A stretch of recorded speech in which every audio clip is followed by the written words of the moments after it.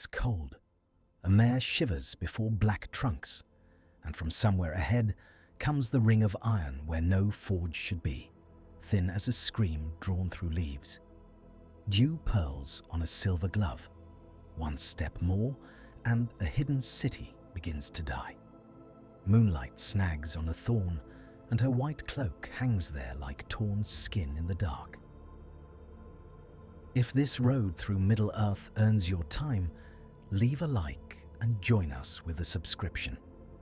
And before the shadows close, tell us in the comments where in the world you are listening from tonight. Aredhel did not take that step. The choice was so slight that no trumpet marked it, no eagle cried above the trees, no far-seeing lord in Angband turned his head. A horse tossed foam at the bit.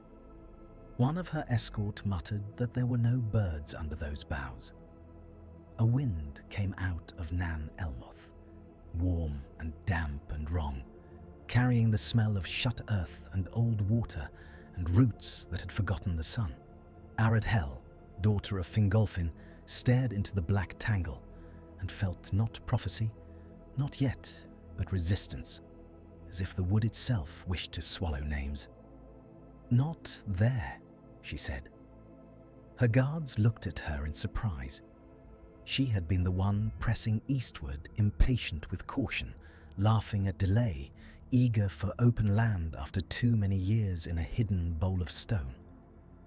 Yet there was command in her voice now, and something else beneath it, something few had heard from the White Lady of the Noldor: unease.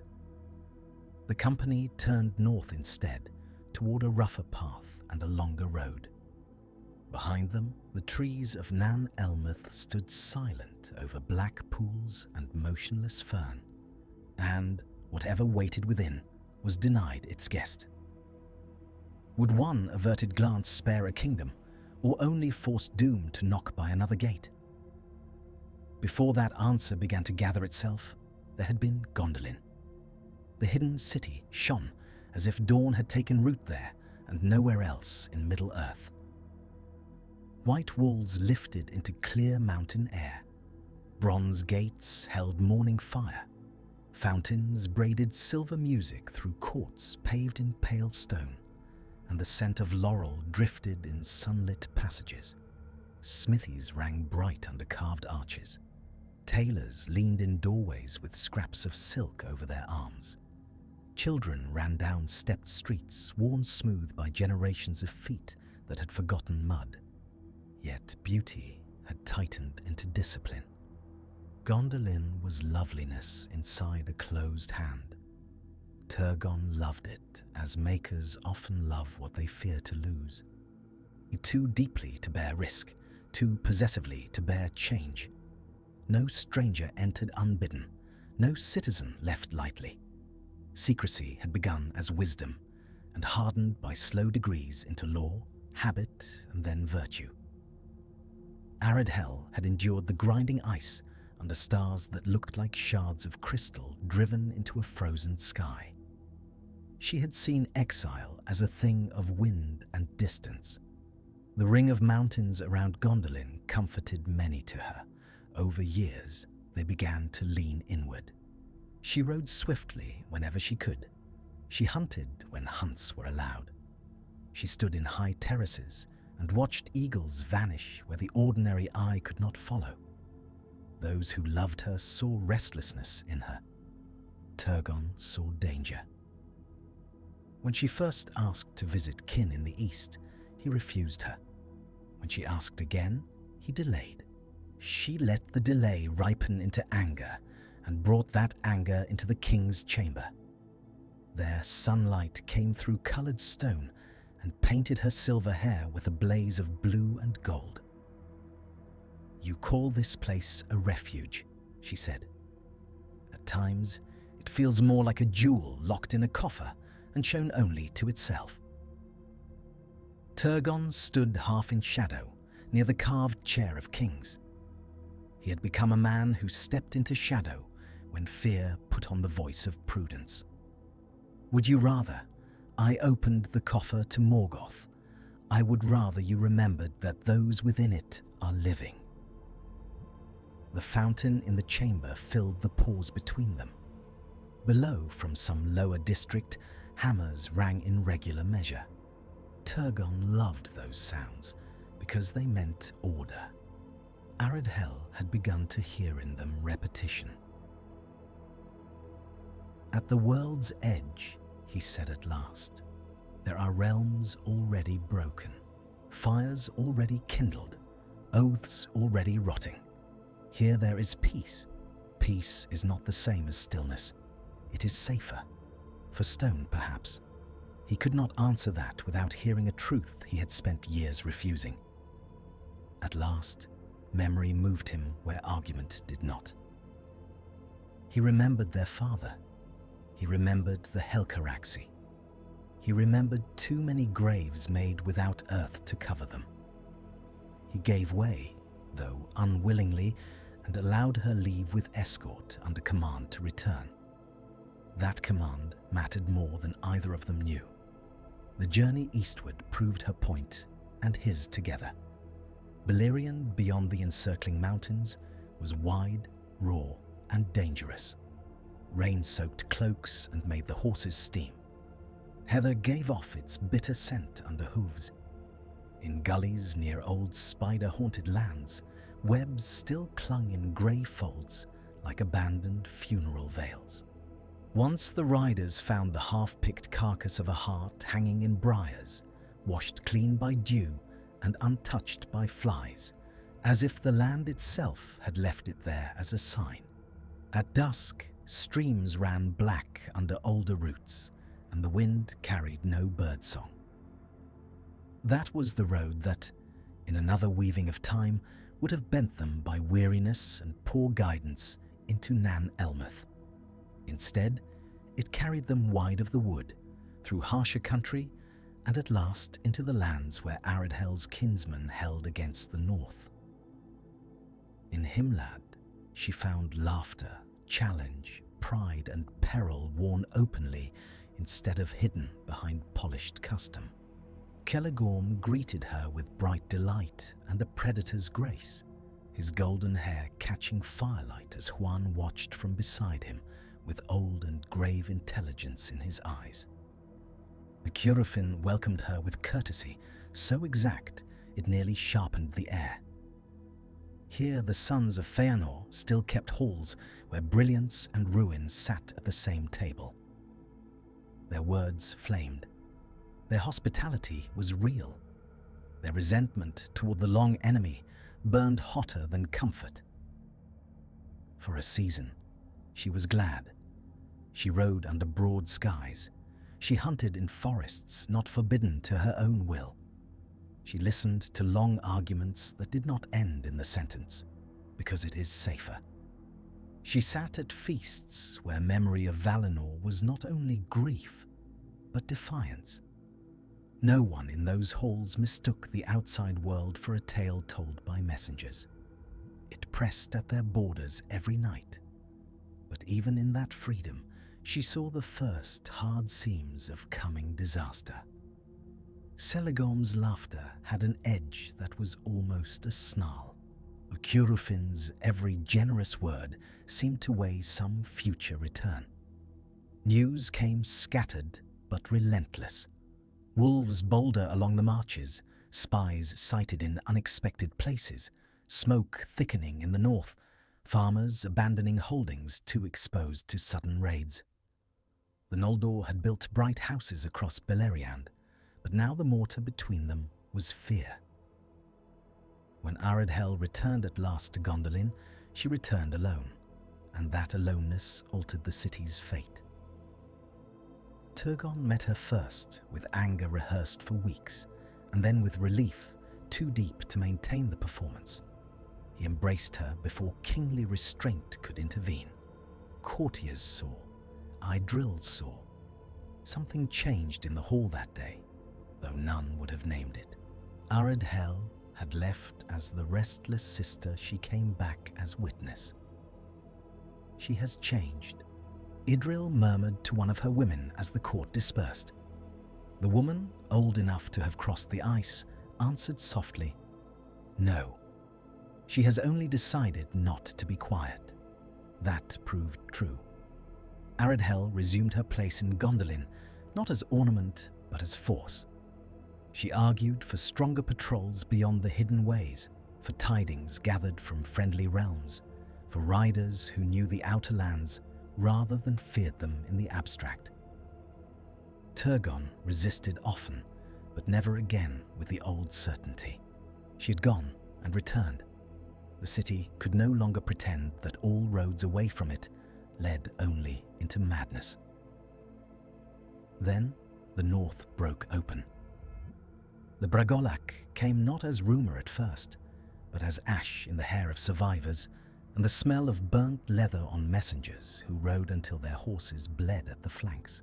Fire burst from Thangorodrim and ran over Ardgallen. Rivers burned. Dorthonion blackened. Himlad was engulfed. The long siege of Angband, stretched across generations like a taut hope, snapped in a single season. In Gondolin, ordinary folk felt the change before they understood its scale. A faint grit settled in fountain basins. Bakers in the lower circles lifted loaves from ovens and found a bitter tang in the morning air, though the sky above the city still shone clear. A mason's daughter woke screaming from dreams of red wind moving through white streets. Metal workers paused between hammer blows because the stone beneath their feet trembled once, lightly, like a held breath suddenly released. Messengers came under guard through the hidden gate. Their cloaks stank of smoke and fear. In the high halls, names were spoken that sounded unbelievable even while they were heard. Angrod dead. Agnor dead. Himlad overrun. The north undone. Then Fingolfin rode alone to challenge Morgoth, and the age of desperate grandeur deepened into tragedy. No one in Gondolin saw the High King's final ride, but all in that city lived in the shockwave of its telling. He came to Angband in wrath brighter than reason. He struck Morgoth 7 times. The Dark Lord limped thereafter forever. But Grond crushed the Elven King, and Thorondor bore his body away. The messenger who brought that news stood in Turgon's hall with dust in every fold of his gear and blood crusted brown under his fingernails. When he finished speaking, the whole chamber seemed to lose sound. Even the fountain's voice felt diminished. Turgon dismissed the court. He remained motionless as they filed away, his face set too hard for grief and therefore already broken by it. Aredhel did not leave. "He died beneath the open sky," she said. Turgon flinched as if struck. "Do not turn him into a rebuke. I turn him into remembrance." He looked at her then, and pain showed nakedly, almost childlike in its depth. He had loved their father not less than she. He had only hidden that love beneath walls, plans, and vigilance. "There is no memory in ruin," he said. "There is no life in fear alone." He did not answer, yet he heard her, and hearing her began to change what counsel he could bear. Years passed under tightening shadow. Maedhros forged alliance after alliance against Morgoth. Messengers moved secretly over Beleriand, like sparks carried in wind. Oaths were weighed, old grievances swallowed for a while, banners prepared. Turgon hesitated, as in all things that threatened Gondolin directly. He hesitated, but now his sister's counsel pressed against his reluctance with new authority. "What is a hidden city for?" she asked him, "if all the light it shelters goes unused while the dark devours everyone outside?" He stood on a terrace looking toward the mountains that hid the plain from sight. Below, Gondolin glittered serene, as if war were an invention from a lesser world. "If I lose this city," he said quietly, "I lose the last thing my father did not see destroyed." Aredhel answered without softness, "Then do not make it only a monument." When the Union of Medros marched, Gondolin answered more fully than in the old pattern of history. Turgon led forth a greater host, and Aredhel rode beside him. White helms shone under cold sun. Trumpets cut the morning like blades. Men of Dolomin fighting in ash and exhaustion. Later remembered the arrival of Gondolin as the moment hope changed shape from memory into sight. For a time, it seemed enough. The hosts of Morgoth bent. Spears advanced over blackened earth. Banner after banner streamed in the wind. Fingon and Turgon met amid battle. Brothers in armor flashed with dust and sunlight. And the beauty of that reunion carried in it a pain so sharp that even hardened veterans felt tears sting behind soot. Aredhel cut through orc ranks like a bright streak in storm. She dragged wounded men clear. She rallied a broken line around the standard of Hador after its bearer fell pinned under a dying horse. A boy from Dolomin, barely bearded, looked up at her through blood and mud, and later said he had thought the moon itself had learned to kill. Then treachery opened its jaws. The Easterlings turned. Glaurung came. Fire and smoke swallowed order. The Nirnaeth Arnoediad became what memory would never stop naming. Tears unnumbered. Fingon fell. Huor fell. Hurin made his stand and doomed himself to capture. The field became a slaughterhouse of iron, dragon stink, burnt hair and mud churned with blood, until men slipped in it as if on thawing ice. Turgon wanted to turn back when the retreat became unavoidable. Aredhel knew it. His whole body fought the command to survive. But necessity closed around him in the shape of guards and loyal captains. Hurin's cry rang through smoke behind them, defiant and hopeless and immortal. Day would come again, he shouted. On that black plain, the words sounded almost impossible, and therefore sacred. When Gondolin sealed itself once more after the Nirnaeth, the city felt less like refuge than like a lung-holding breath too long. Armor was washed in courtyard basins until the water turned rust-red. Smiths hammered in silence. Mothers who had never feared the outer world except in stories now pressed children close at night when winds rose from the north. Lamps burned in mourning houses for months. In Nan Elmoth, far away and untouched by songs of Gondolin, another thread of this changed history tightened in darkness. Eels still lived under the black trees, secretive smith of starless temper, and more than once after that almost meeting on the forest road, he paused at his forge when hoofbeats sounded beyond the wood. He waited, though even he might not have known for what. No silver-clad rider came, no bright voice entered his domain.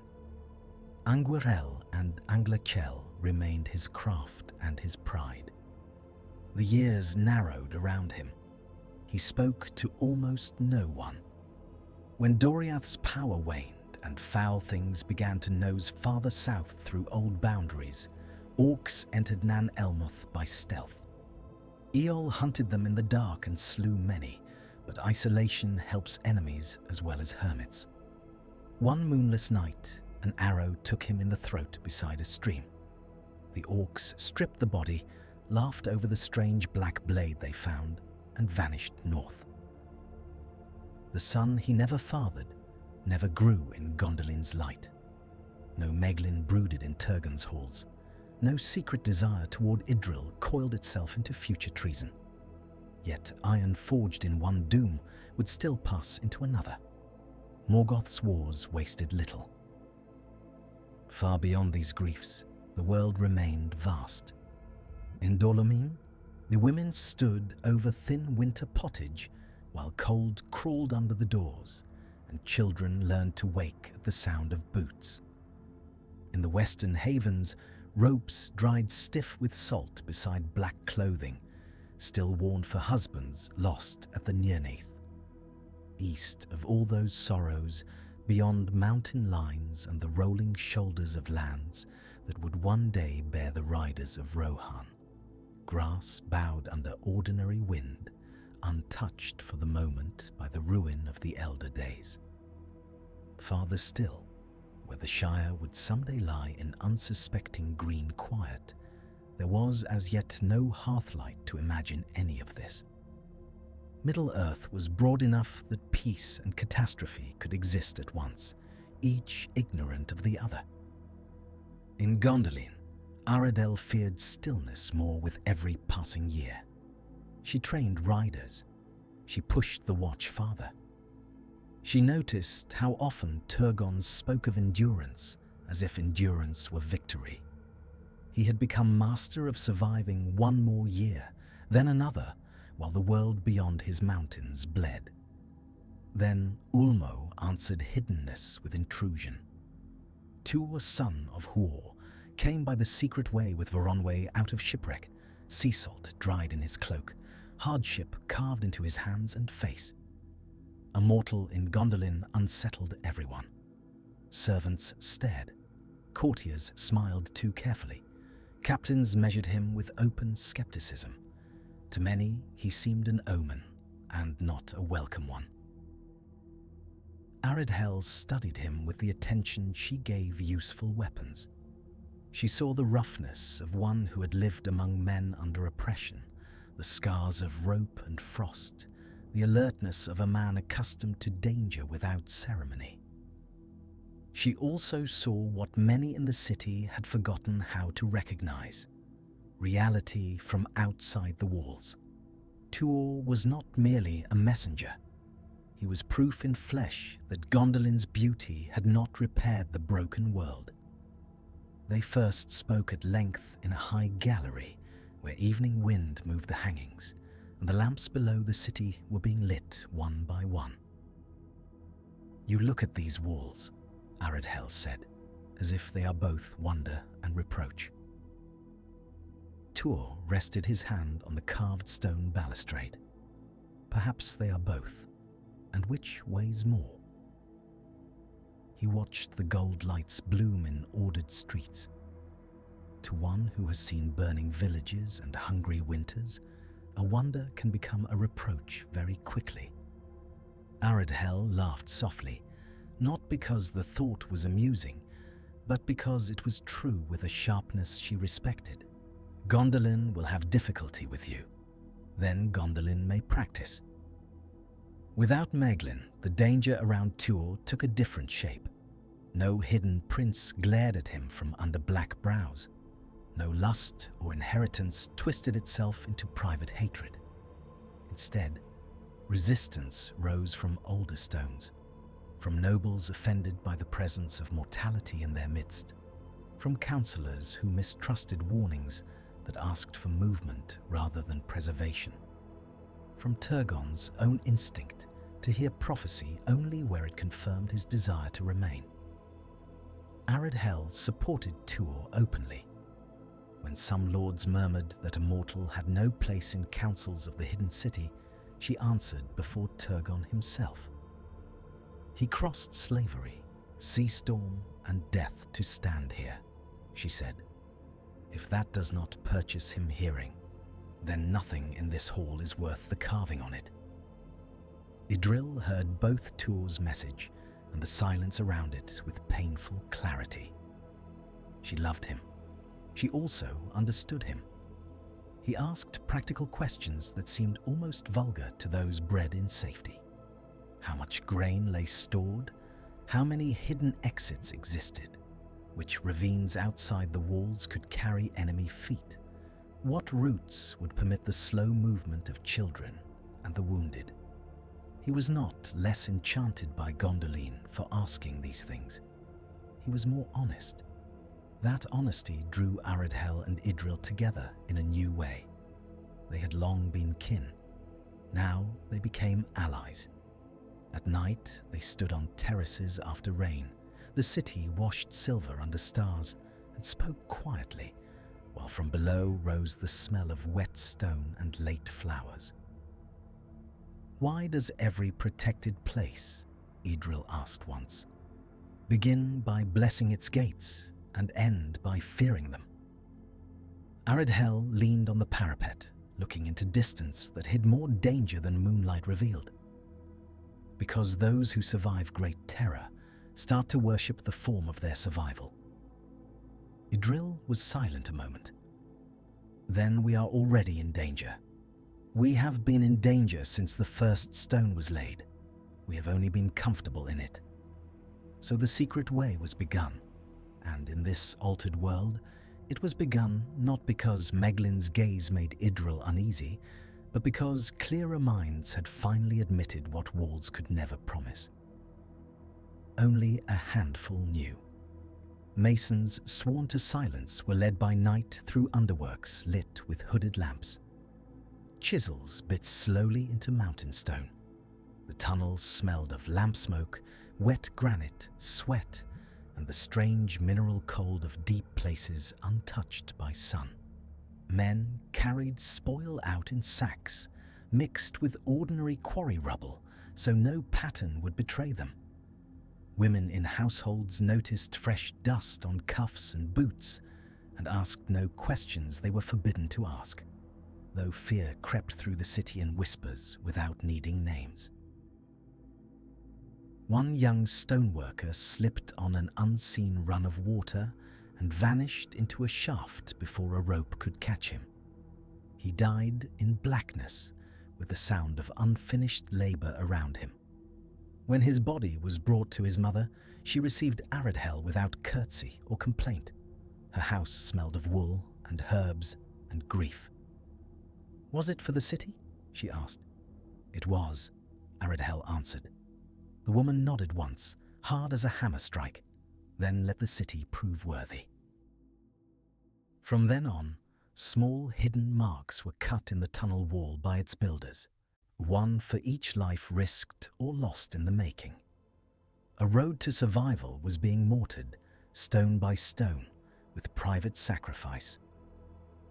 Meanwhile, Morgoth looked south with increasing suspicion.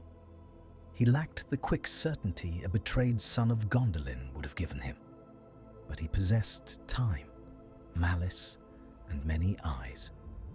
Húrin's bitter wanderings after his release from Angband drew dark attention again and again toward the mountain regions. Orc captains reported disciplined attacks by hunters who appeared from nowhere and vanished into ravines too cleverly guarded for accident. Eagles watched certain peaks in patterns that did not seem random. Fire seen from one height disappeared on another. Little clues, worthless alone, gathered weight. Did Morgoth require one grand treachery? Or merely enough smaller weaknesses pressed until one split? In the end, he found the answer in human frailty, too ordinary for legend. A patrol from Gondolin, pursuing wolves among the heights, was trapped by a blizzard so sudden that horse and rider vanished in white curtains 10 steps apart. Men froze standing. Horn calls blew back into the callers' faces. Most died before dawn. One captain was taken half-conscious by orcs, ranging under cover of the storm, and dragged north alive. In Angband, he endured as long as any song would wish him to have endured. It was not enough. On the 5th day, delirious with cold and pain, he gave a ravine, a dry stream bed, and the memory of water falling over a gate of stone. His name was struck from every record in Gondolin when the truth was later known. Yet he had once been brave. That was the horror of it. Morgoth did not rush. He assembled certainty. He assembled fire. Legions moved south over months. Balrogs, wolves, orcs in black files, great engines dragged on iron-bound wheels. Fire drakes coiled in pits and were driven forward with hooks and chains. The earth itself seemed to resent their passage. Shepherds in hidden vales fled with blankets over their shoulders and heard, far off, the grinding of siege machinery like mountains learning to speak. In Gondolin, the day of doom arrived under a sky the colour of dull silver before storm. The first warning came as vibration through stone. Market baskets rattled, water quivered in shallow bowls. Then the horns began, not one tower answering another in ritual signal, but a city-wide cry sharp enough to cut thought. Aredhel was in the training court when the sound broke over the walls. Men halted mid-strike. Horses squealed in the stables. Somewhere beyond the upper streets, a child began crying before anyone had told him why. She knew the note at once. Not raid, not watch call, not messenger, ruin. People ran in every district. A seller of figs abandoned his stall and swept 2 grandchildren under his cloak. Stable boys cursed and kicked open every latch at once. Women filled jars from fountains, hands shaking so badly that water slapped over rims onto sandals and stone. In the king's house, servants struggled with cuirass buckles because their fingers would not obey them. Idril drew Aredhel close. The child, old enough to hear dread in every adult voice, asked why the mountain was roaring. Because the enemy has found where to climb, Aredhel told him when she entered armed. Will the city fall? He asked. She could have lied, and for a heartbeat she wanted to, because his face was so young against the dimness of the chamber. Instead, she touched his hair. Not before it saves what it can. Morgoth's host burst through the hidden approaches and onto Tumladen like a black tide under a red sky. Gondolin's defences, built first for secrecy, reeled at the force of open siege. Dragons came with the smell of furnace slag and opened mouths full of light. The white walls that had once reflected dawn now answered flame with ruinous brightness. Bells rang until towers collapsed beneath them. The air filled with ash so thick that noon dimmed toward evening. Yet, because Maeglin had never lived, the city did not die all at once from within. No traitor guided the enemy straight to its deepest vulnerabilities. No one led orcs by hidden stairs to seize Idril or the child. No secret malice ruptured the center at the first impact. Gondolin had warning enough to become what it had never quite permitted itself to be before. A city fighting for lives, not merely for image. That difference bought hours, and hours in the fall of a kingdom are more precious than gold. Rog of the House of the Hammer shattered iron beasts until sparks climbed his armor like swarming fireflies. Ecthelion turned the courts of the fountain into killing ground and made the water run red before it steamed away. Igalmoth placed archers along roofs where slates grew hot underfoot from falling brands. Tuol moved where the line thinned, his shield blackening, his voice carrying above the din. Ordinary people who had never imagined themselves in the shape of history became history. A baker died at his own oven door with a cleaver buried in an orc's neck. A seamstress wrapped a wet cloth around her face and led 6 children through smoke by touch alone. An old man from the lower market carried records from the archives until a beam crushed him beneath books he could not bear to leave. Turgon held the central defense with a majesty that was terrible because it was already funerary. At last, he saw that concealment had not prevented doom, only delayed its manner. He gave orders clearly. He praised courage. He sent reserves where they would do the most good. He refused every argument for his own withdrawal. Aredhel made one last attempt. "Brother," she said in the raw and heat, cinders drifting around them like black snow, the city can still give more to the world than an example of noble death. "It can give truth," he answered. "To whom? To those who remember." She stepped closer, then lived to be remembered. He looked at her with all the old love and old stubbornness of the Helcaraxi still between them. "You asked me once for leave to go and return. I gave it. Do not ask me now for leave to abandon what I built." There are moments when persuasion ends, not because words fail, but because identity has become a wall thicker than reason. Aredhel saw that wall in him and knew it for what it was. She bowed to him, not as court demanded, but as sister to brother. It was farewell. The secret way opened beneath the city, while above it streets burned. Idril's preparation now proved the difference between legend and annihilation. Those few who knew the tunnel guided the frightened in ordered streams. Children first, then the wounded who could still be born, then women carrying infants under smoke-darkened shawls, then craftsmen with tools and whatever books, relics and records could be taken without breaking pace. Torchlight flickered on newly cut walls, stone dust mixed with tears on cheeks.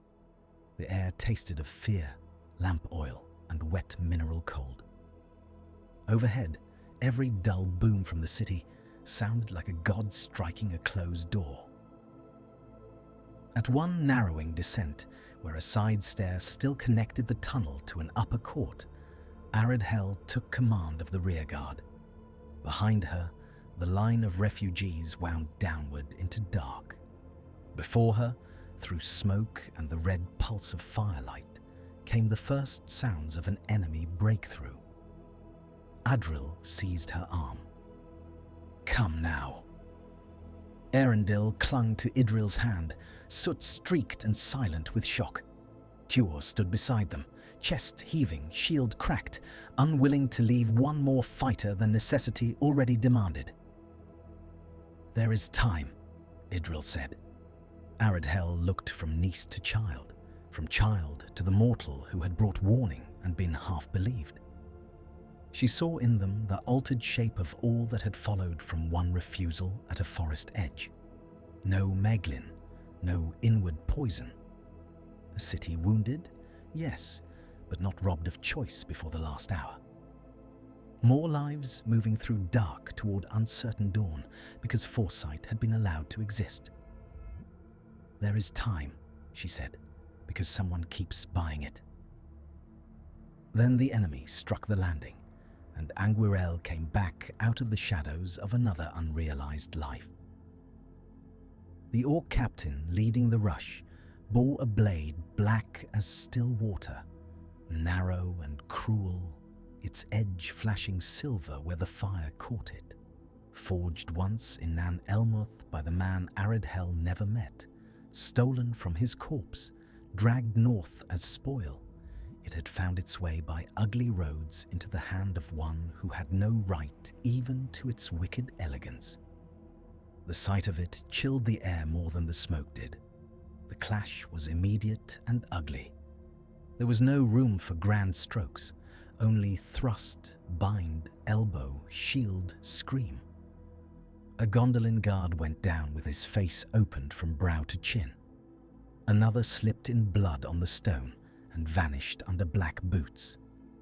Aredhel drove her spear through one orc and wrenched it free. The captain came under the shaft and cut upward.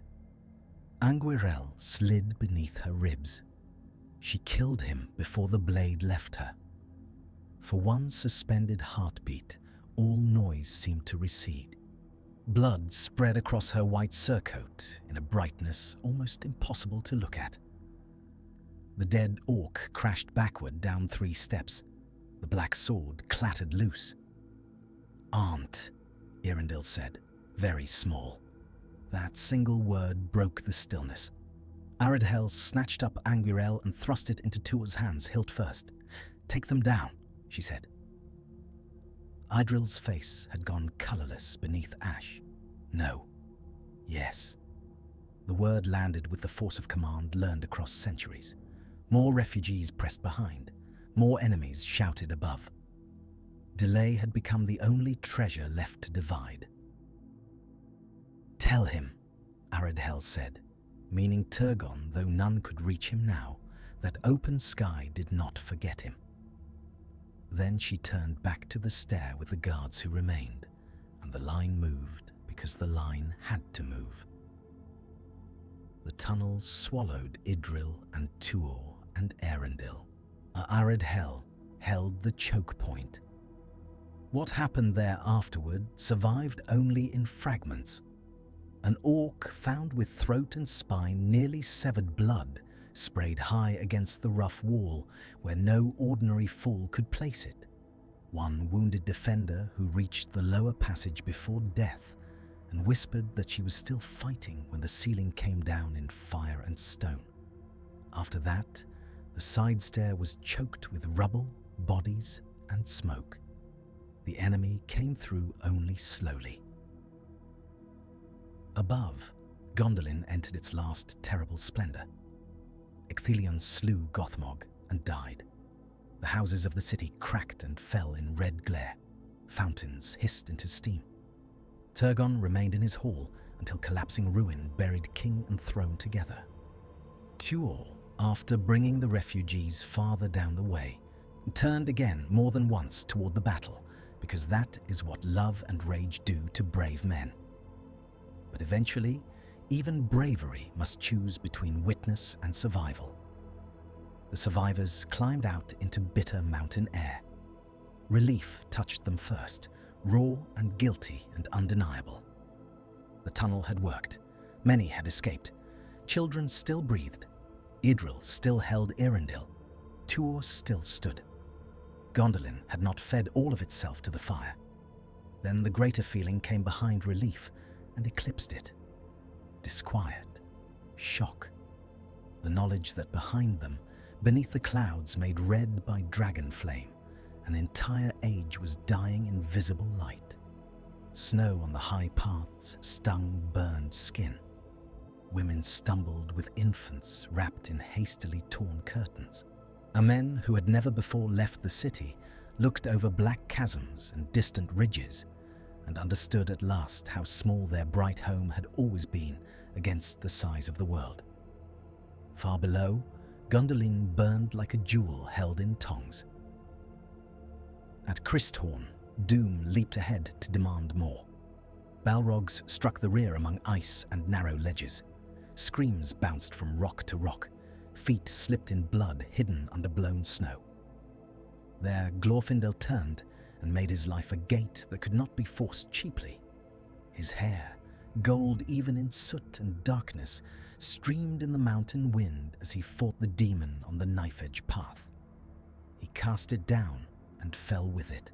Nart and the survivors went on because such deaths command the living, even when the living would rather lie down beside them. At the mouths of Sirion, the remnant of Gondolin arrived not as a few ruined exiles, but as a people cut deeply and still coherent. That changed the coast. It changed the future. The havens grew stronger under their hands. Stone rose where marsh grass had bent before sea wind. Shipwrights learned from smiths of the hidden city. Lawmasters saved books that would otherwise have turned to smoke. Musicians brought songs that smelled in memory of fountain spray and mountain laurel. Children born later beside Saltmarsh and Gullcry heard of Gondolin not as a half-fable, but from mouths that had known its bakeries at dawn, its streets after rain, its bells before they shattered. Adril did not become calmer in grief. She became more exact. Loss sharpened her compassion into governance. Cure carried Anguirel for a short, bitter span because he could not bear to discard at once the weapon that had touched Aredhel's end, though he hated the blackness of it in his hands. At last, he climbed to a sea cliff under weather the colour of iron and cast it into a cleft where deep water took it without sound. Some things, even when reclaimed from evil, carry too much shadow to keep. Aredhel grew among survivors who looked at him with too much hope and too much mourning. He remembered Aredhel not chiefly by her death, but by horses' scent and silver laughter, by the feel of her gauntlet steadying him before a saddle, by the way she had once told him that fear is a lantern if held properly, and a pit if entered. In later years, when he asked Idril whether her aunt had escaped one doom only to meet another, Idril did not answer quickly. How does one measure mercy in a world shaped by both providence and sorrow? By the life spared, or by the lives made possible afterward? Aredhel never rode under the boughs of Nan Elmoth. She never entered Eol's dark house. She never bore Maeglin. Because of that, Gondolin was not sold in one stroke of intimate treachery. Idril was not hunted within her own home by a hidden kinsman's hunger. The secret passage was dug sooner for clearer reasons. More craftsmen, more records, more children, more memory reached Sirion. When Aredhel in time sailed westward, driven by the need to seek what aid remained beyond despair, he sailed from a stronger refuge, built by more hands saved from the ruin of the mountains. And still sorrow endured. Doriath did not escape its blood. The sons of Feanor remained chained to their oath. Even Sirion, strengthened in this altered age, would not remain untouched. That is the bitter truth running beneath every bright possibility in the Elder Tales. Fate diverted is not fate abolished. Mercy does not erase grief. It gives grief witnesses, heirs, and sometimes purpose. That may be enough to change the world. For evil seeks not only to kill, but to narrow, to make every loss final, every death isolating, every beauty brief and barren. In this other history, Morgoth still broke kingdoms, but one woman's refusal at the edge of a black forest denied him a cleaner victory. A hidden city fell, yet more of its light escaped into wind and wave. More voices carried forward, more hands built. More memories survived to trouble the dark. After the War of Wrath, when Beleriand drowned and cold seas rolled over valleys where armies had burned and kings had fallen, Gondolin vanished underwater like a song spoken once and then swallowed. No tower remained above the flood, no court, no stair, no chamber where brother and sister argued over walls and sky. Ages passed. The coasts changed. Far to the southeast, Gondor would rise beside a great river under kings who inherited both glory and weariness. North of that, on vast grasslands, the horses of Rohan would one day thunder under suns no exile of Gondolin had ever seen. In the west, the Shire would bloom green and innocent over earth that remembered none of these names, though the shape of all later courage had been carved partly here, in fire, in loss, and in a choice made before entering shadow. Mariners in the far west sometimes told quiet stories on calm evenings. When the sea lay glass still and sunset pierced deep through the water, some claimed they saw pale forms below the waves, a line of wall, a fallen road, the ghost of a fountain court. Most called it light playing tricks over drowned stone. But a few, looking long into that clear abyss, thought they saw something narrower and brighter drifting where no current moved, as if far beneath the sea a white cloak still floated on the dark, refusing to sink.